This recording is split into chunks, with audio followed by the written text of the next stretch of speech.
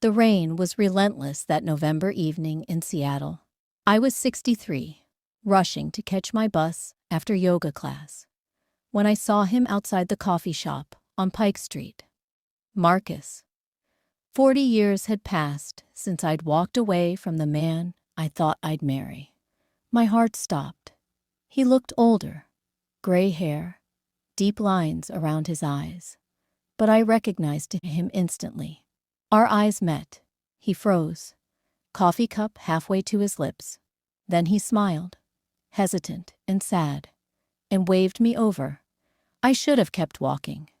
I'd built a good life without him, raised 2 kids alone, had a career as a nurse, beautiful grandchildren. I didn't need ghosts, but my feet moved toward him anyway. "Sarah," he said, voice breaking. "Marcus." Silence stretched between us, heavy with 40 years of unspoken words.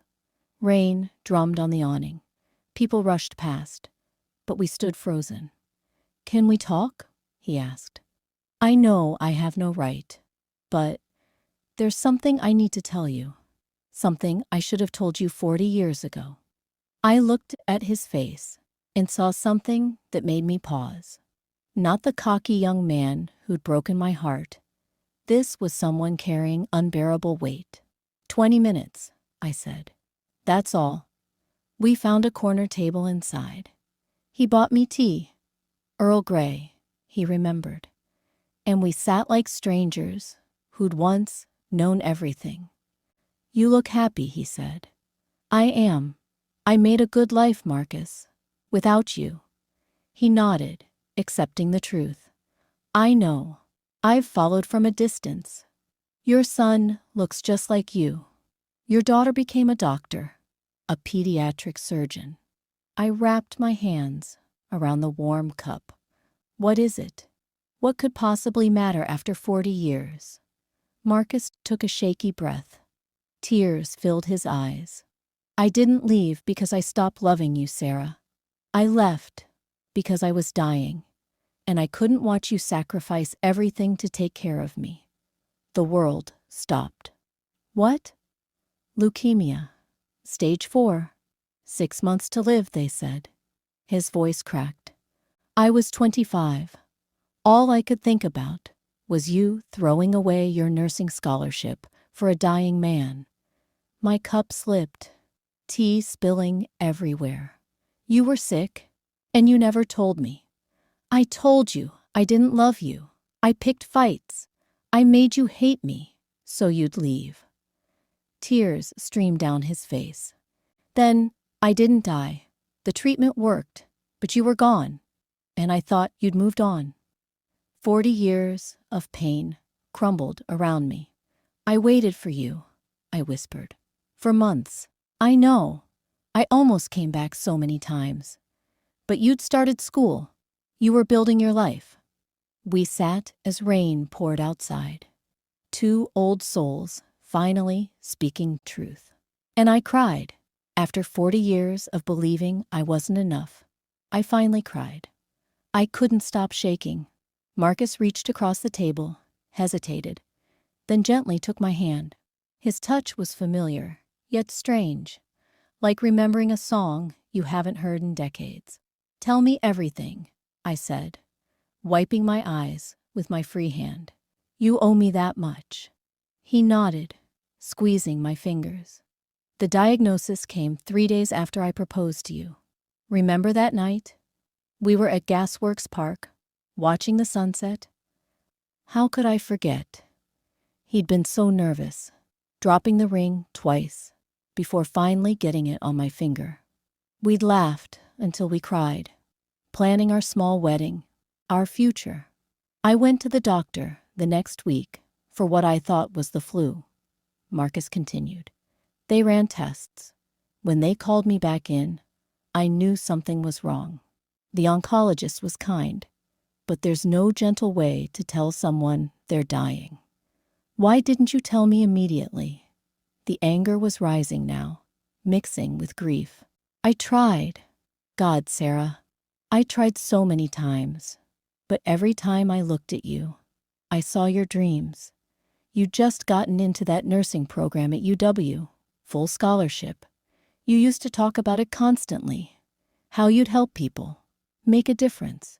You were my person, Marcus. You were part of those dreams. I know, but I watched my mother give up everything to care for my father when he got sick. She stopped painting, stopped seeing friends, stopped being herself. She became just a caregiver. And when he died, she was hollow. It took her years to find herself again. I remembered his mother, a vibrant woman who'd lost her spark. I'd met her only once, after his father's funeral. She'd look like a ghost. So you decided for me, I said bitterly. You decided I couldn't handle it. I decided I loved you too much to watch you disappear. His voice broke again. The treatment was brutal, Sarah. Chemotherapy, radiation, experimental drugs. I lost 50 pounds. My hair fell out. I was sick constantly. And I thought, I truly believed I was going to die. I would have stayed, I whispered. I know. That's exactly why I had to push you away. We sat in silence, letting the weight of his confession settle between us. Outside, the rain had softened to a drizzle. Through the window, I could see couples walking hand in hand, living the life we never got to have. What happened after? I finally asked. After you went into remission? Marcus looked down at our joined hands. I searched for you. By then, you'd moved. Your old apartment was rented to someone else. Your phone was disconnected. I went to the university, but they wouldn't give me information. I transferred to a different program. In California, I needed to get away from everything that reminded me of you. I know, I found out eventually, but you'd already graduated, started working. I saw a photo in the alumni magazine. You at some hospital event, smiling. And I thought, she's happy. She moved on. Who am I to disrupt that? The barista was cleaning tables around us. I realized we'd been talking for over an hour. I need to process this, I said, pulling my hand back. 40 years, Marcus. You let me spend 40 years thinking I wasn't enough for you. You were everything, he said urgently. You are everything. That's the truth I needed to tell you. I didn't sleep that night. I lay in bed, staring at the ceiling of my small house, Marcus's words echoing in my mind. I left because I was dying. All those years, I'd carried the weight of our breakup like a stone in my chest. When I met Robert, my late husband, I'd been so careful, so guarded. Even on our wedding day, some part of me had held back, afraid of being left again. Robert deserved better. He'd been a good man, patient and kind. We'd built a solid life together, raised our children with love. But had I ever loved him the way I'd loved Marcus? Had I ever let myself be that vulnerable again?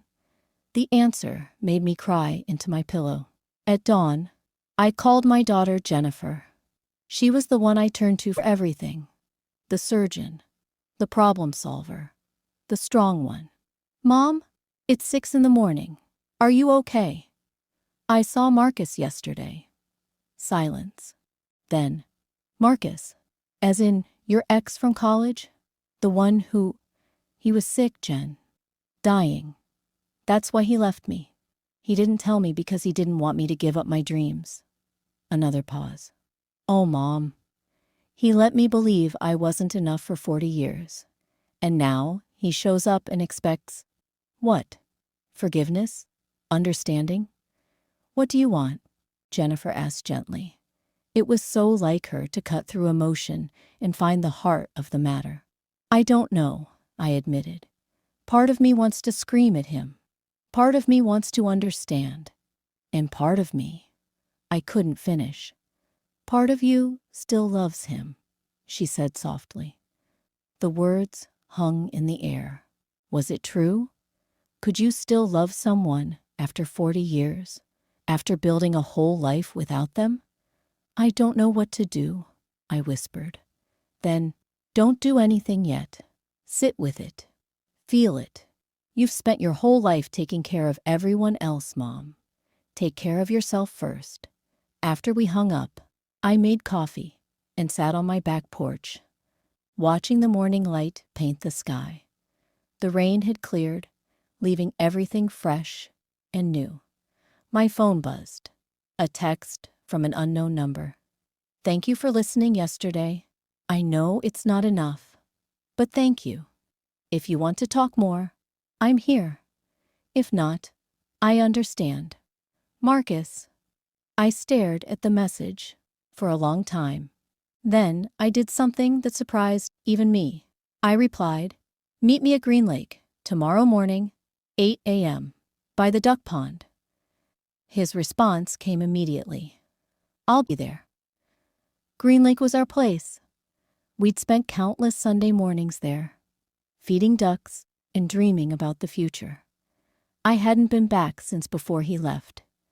Standing there now, watching the morning joggers circle the path, I felt like I'd stepped into a time machine.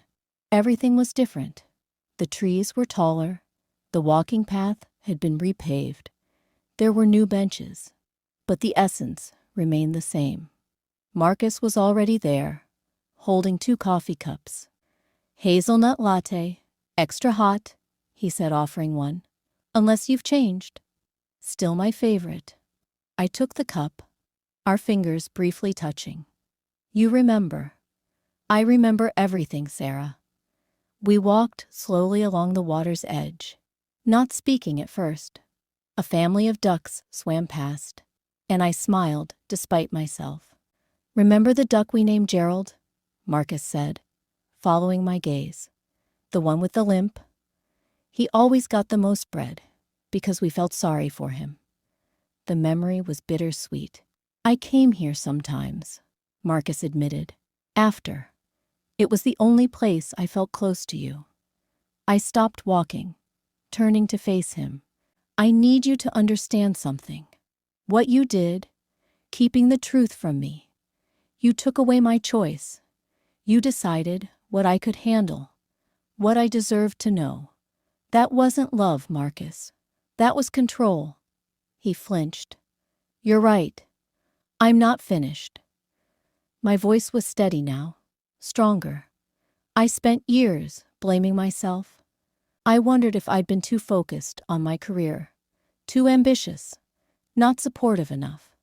I carried that guilt into my marriage with Robert. It affected how I loved, how I trusted. God, Sarah, I'm so sorry. Robert was a good man. He deserved a wife who could love him fully, without shadows from the past. And I tried. I really did. But there was always this part of me that held back, protecting myself from being left again. Tears ran down Marcus's face. I destroyed us trying to save you. Yes, I said simply. You did. We stood in silence, watching the water ripple in the breeze. Can I tell you what happened to me? Marcus asked quietly. After? I nodded. I threw myself into work, became successful, made money, traveled the world. On paper, I had everything, but I was empty inside. I dated, even got engaged once, but I couldn't go through with it, because every woman I met, I compared to you. That's not fair to them either. I know. I ended up alone. No wife, no kids, just a big, empty house and regrets. He looked at me. You had the life I wanted for you. Family, purpose, love. Even if it wasn't with me, you lived. I just existed. He came back, I told Jennifer, over dinner at her house that evening. After 40 years, he came back and apologized. My daughter set down her fork, studying my face. Her 2 kids were upstairs doing homework, leaving us alone in her bright, warm kitchen. And I don't know what to do with it. I'm 63 years old, Jen. Too old for this kind of drama. Jennifer laughed. Mom, You're the least dramatic person I know. That's actually the problem. You've spent your whole life being practical, being the strong one. Maybe it's time to be messy. Messy. I raised an eyebrow. You know what I mean. Feeling things fully. Not just moving on because it's the sensible thing to do. She reached across the table, taking my hand. Dad's been gone for 3 years. You've done your grieving. You're allowed to have a life. With Marcus? With whoever makes you happy. But Mom, she paused, choosing her words carefully. I think you need to figure out if you're still angry or if you're just scared. The question hit me like a punch. Scared of what? Of being vulnerable again. Of letting someone matter that much. You loved him once. Deeply. What if you let yourself love him again and it falls apart? What if he gets sick again? What if I only have a few good years left and I waste them being afraid? I finished. Jennifer smiled. Exactly. That night, I pulled out an old shoebox from my closet. Inside were photos I'd hidden away years ago. Pictures of Marcus and me, young and in love. There was the one from Gasworks Park, right after he proposed. My smile was radiant. His arms wrapped around me from behind. I looked so happy, so free. When did I stop being that person? My phone rang. Marcus, I'm sorry to call so late, he said. I can't stop thinking about our conversation. Sarah, I know I can't fix the past, but I want you to know, every decision I made was because I loved you. Maybe too much, maybe wrong, but it was all love. Love isn't about making decisions for someone, I said. It's about trusting them to make their own choices. I know that now. Took me 40 years and a lot of therapy, but I know. Despite everything, I smiled. Therapy? Years of it. Tried to figure out why I kept sabotaging my own happiness. Turns out, I didn't think I deserved it after what I did to you. We talked for 2 hours that night. He told me about his business, a consulting firm that helped nonprofits. I told him about my grandchildren, about Robert's death, about the loneliness that came after. I miss having someone to share things with, I admitted. The small things. Good coffee in the morning, a TV show, the way the sunset looks. I miss that too, Marcus said softly. Daniel, my son, was less diplomatic than his sister. You're doing what? He nearly dropped his coffee mug when I told him over brunch. Mom, this is the guy who broke your heart. He had his reasons. Cancer isn't an excuse for lying. Daniel's face was flushed. He'd always been protective of me, especially after his father died. He made you think you weren't worth staying for. I know, honey, but nothing. You're my mother. I watched you cry yourself to sleep when Dad died. I watched you be strong for everyone else. And now, this guy waltzes back in with a sob story, and you're just going to forgive him? I didn't say I was forgiving him. Then, what are you doing? Good question. What was I doing? I'm listening, I said finally. I'm trying to understand. And maybe I'm trying to let go of something I've carried for too long. Daniel's expression softened. You still love him, don't you? I don't know. I loved who he was, who we were together, but that was 40 years ago. We're different people now. So, get to know the new person. Just be careful, okay? I don't want to see you hurt again. I hugged my son, grateful for his protection, even as I knew I needed to take this risk. That afternoon, Marcus and I met at the Seattle Art Museum. It was neutral ground, public, safe. We wandered through the galleries, looking at paintings and sculptures, slowly learning each other again. I used to paint, he said, stopping in front of a vibrant abstract. After I went into remission, it was therapy. Do you still? Sometimes. Not as much as I should. He turned to me. What about you? You always wanted to write. I kept journals, hundreds of them. Never published anything, but I wrote. I smiled. Maybe someday. We had lunch in the museum cafe, sharing stories about our lives. He told me about traveling through Europe, about the monastery in Tibet, where he'd spent a month in silence. I told him about delivering my grandson, about holding Jennifer's hand through her divorce, about the night Robert died in my arms. You've lived a full life, Marcus said. So have you. No, he said quietly. I've had experiences. You've had a life. There's a difference.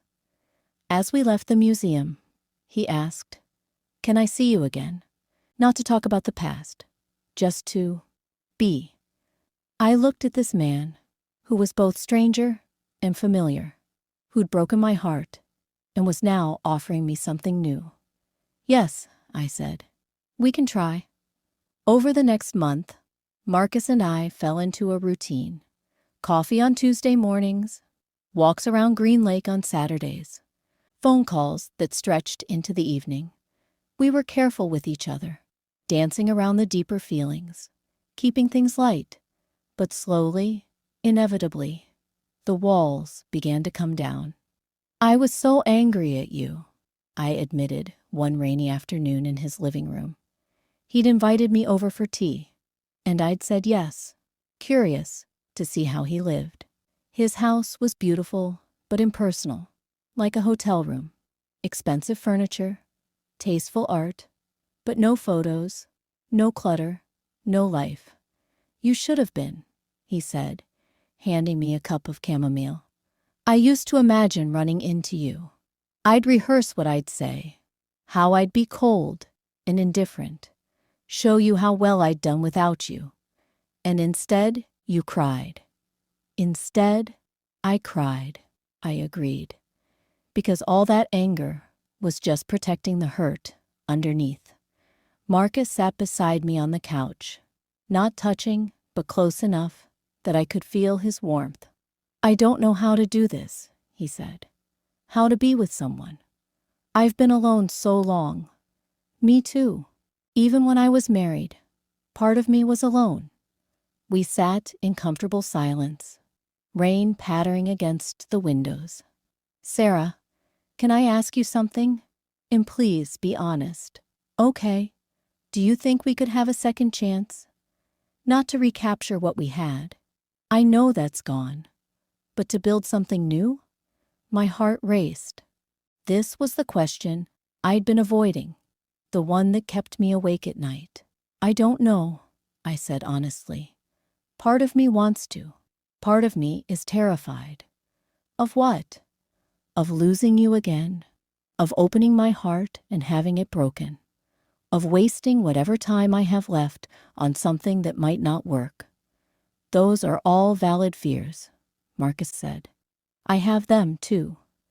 He reached over and took my hand. This time, I didn't pull away.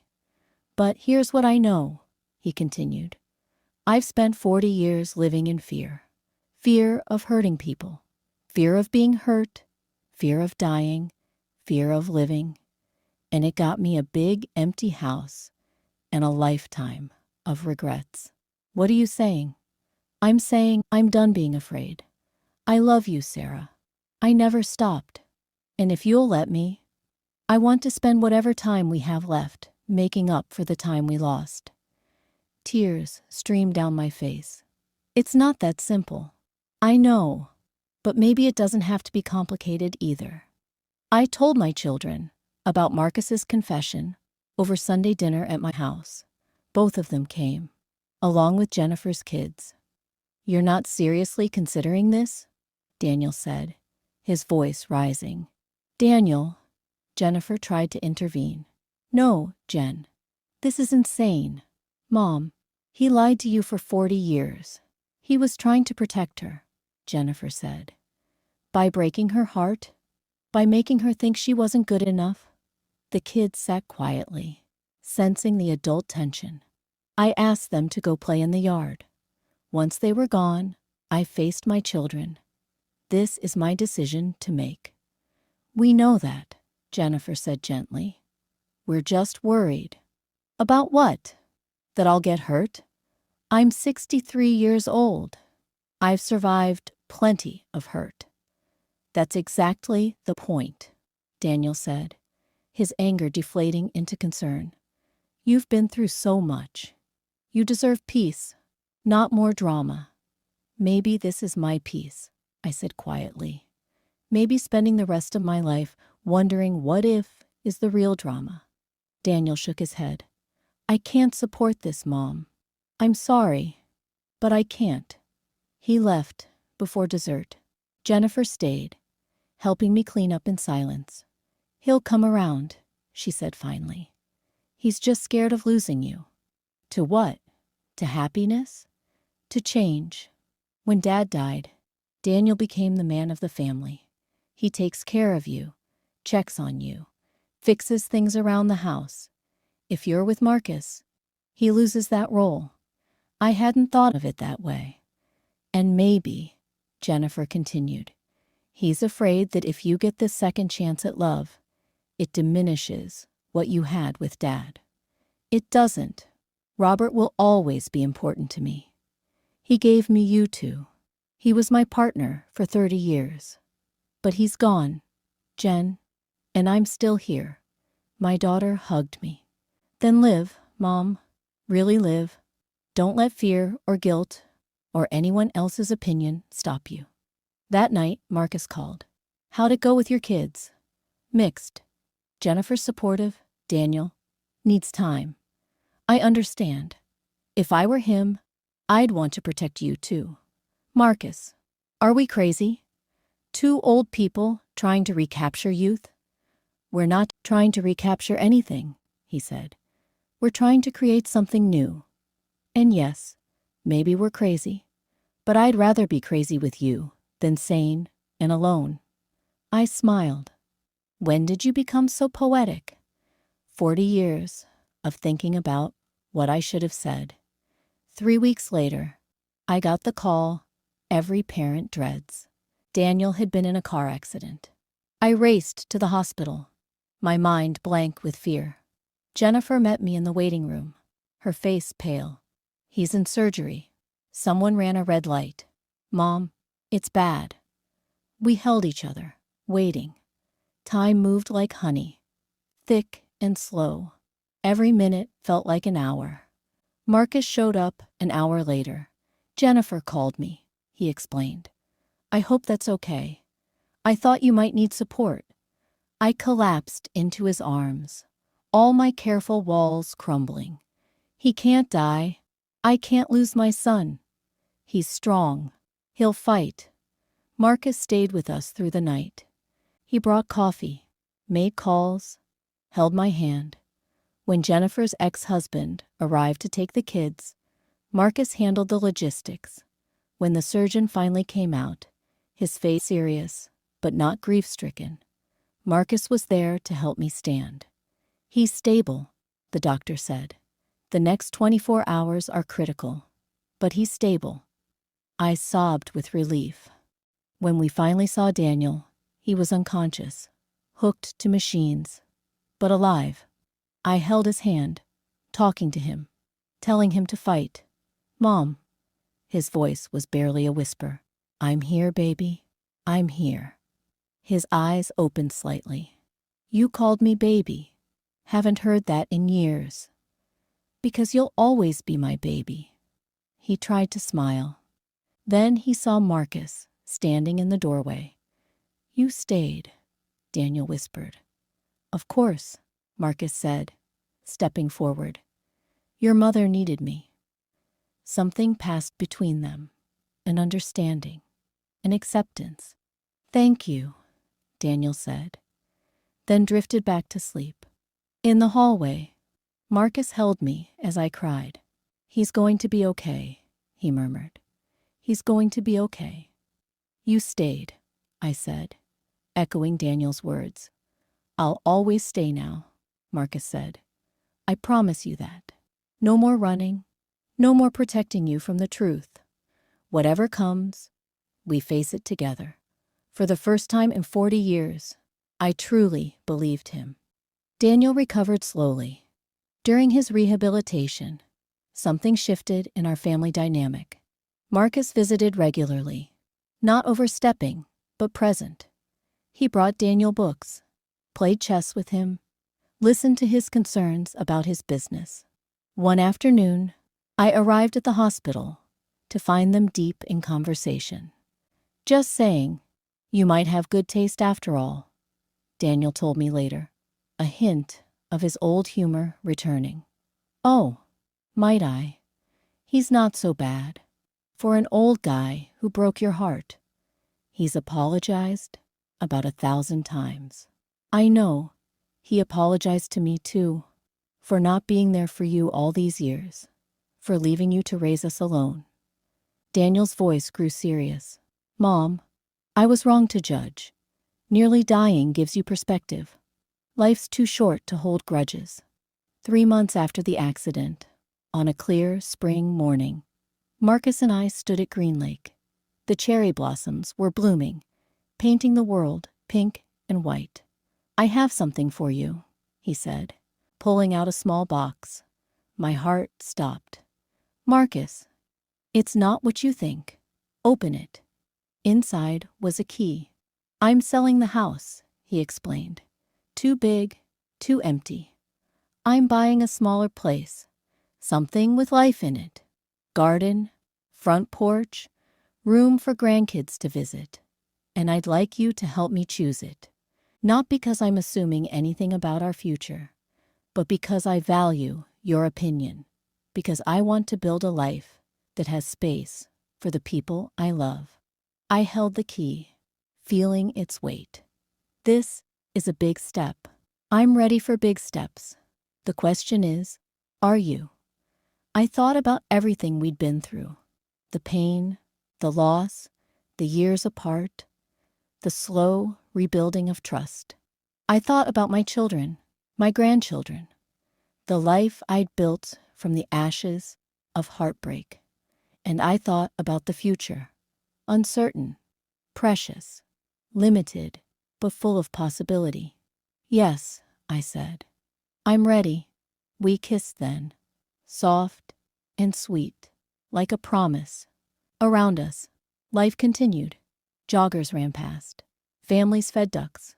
Children laughed. The world kept turning, as it always had, as it always would. But in that moment, we were young again. Not in years, but in hope. "I love you," Marcus said. "I never stopped, and I never will again." "I love you too. But Marcus, this time we do it different. No secrets, no protection from hard truths. We face everything together." "Together," he agreed. "Always together."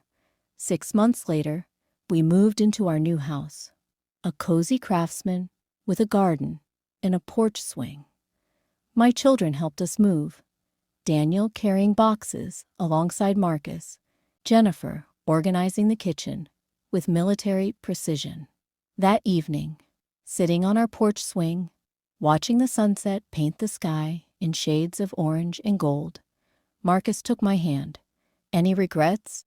he asked. I thought about the question, about the 40 years we'd lost, the pain we'd endured, the long road back to each other. "Only one," I said, "that we wasted so much time being afraid. Then, let's not waste any more." And we didn't. We traveled together, places we'd once dreamed of seeing. We hosted Sunday dinners where my grandchildren climbed all over Marcus like he'd always been there.